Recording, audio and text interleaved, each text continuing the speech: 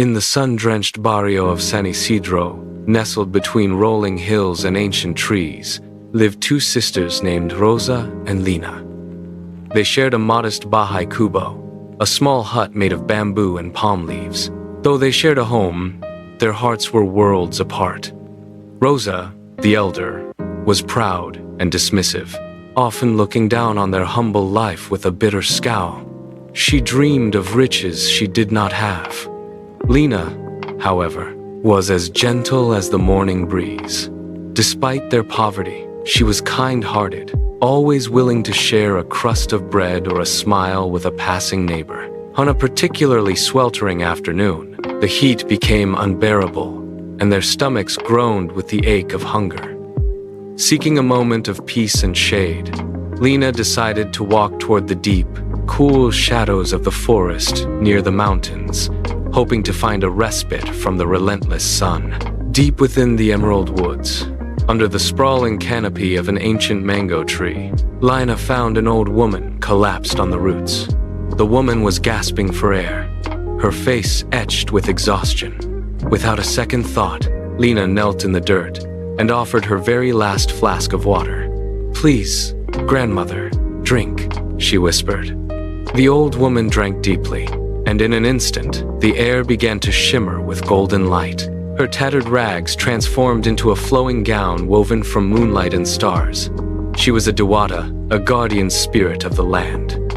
As a reward for Lina's pure heart, she presented a simple clay palayok. "This pot will feed you," the Dewata whispered, teaching Lina two sacred incantations, one to start the cooking and one to stop it. When Lina returned home and recited the words, the aroma of ginger and chicken filled the hut. Rosa watched with wide, skeptical eyes until the pot overflowed with steaming arroz caldo. For weeks, the sisters lived in comfort, but Rosa's arrogance only grew. One rainy morning, Lina prepared to leave for the market. "Remember, Rosa," Lina warned, "if you use the pot, you must use the exact words to stop it. Do not be careless." Rosa simply waved her off, her mind already elsewhere. Once alone, the smell of the rain made Rosa crave a warm meal. She activated the pot and ate until she was stuffed, her greed finally satisfied. But when she commanded the pot to stop, the words slipped from her memory like water through fingers. "Stop now!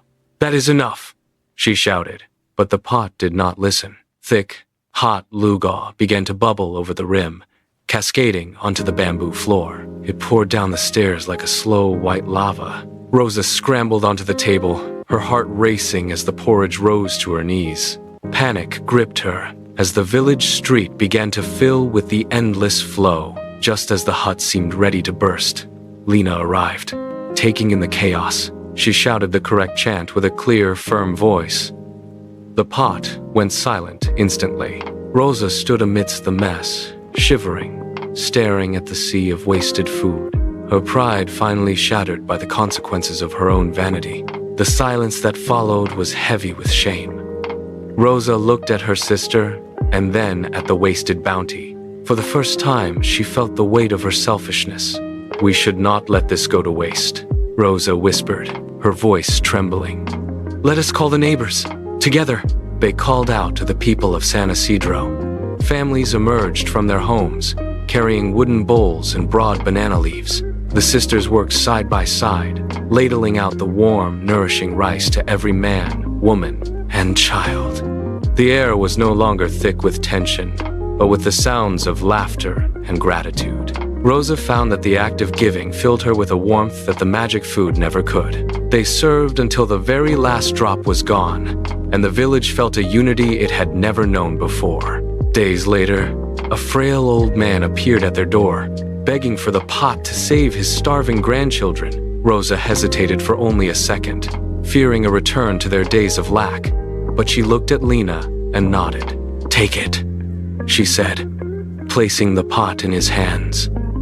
In a flash of moonlight, the man became the Dewata once more.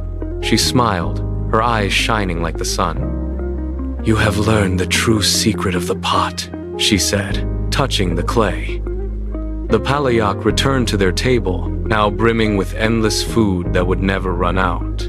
From that day on, the sisters ensured that no one in San Isidro ever went to sleep with an empty stomach, their home becoming a beacon of hope and kindness for all.